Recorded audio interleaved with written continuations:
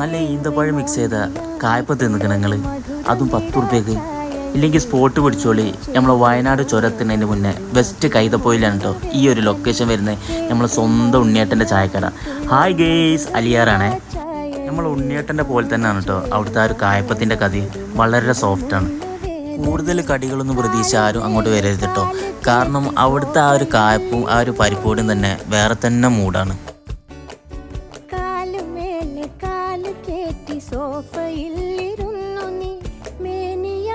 ഒരു 4:30 മണി സമയത്തൊക്കെ അവിടെ എത്തിക്കഴിഞ്ഞാൽ സമാധാനമായിട്ട് ഇരുന്ന് ചായ കുടിച്ച് വരാം കേട്ടോ.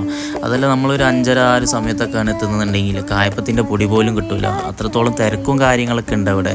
അപ്പോൾ ഇവിടുത്തെ ഹൈലൈറ്റ് എന്ന് പറയുന്നത് ഈ ഒരു കായപ്പും ഈ ഒരു പരിപ്പൊടിയും തന്നെയാണ്.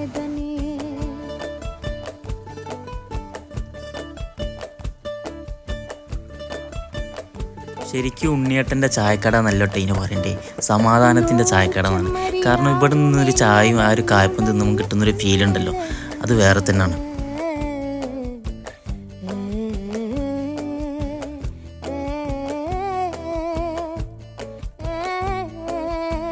അപ്പോൾ വയനാട്ടിലേക്ക് പോകുന്നവർക്കൊക്കെ അതുപോലെ തന്നെ വയനാട്ടിൽ നിന്ന് തിരിച്ച് വരുന്നവർക്കൊക്കെ നമ്മൾ സ്വന്തം ഉണ്ണിയേട്ടൻ്റെ ചായക്കടയിൽ കയറിയിട്ട് ഒരു ചായയൊക്കെ കുടിച്ചിട്ട് ഫീഡ്ബാക്ക് പറയാം.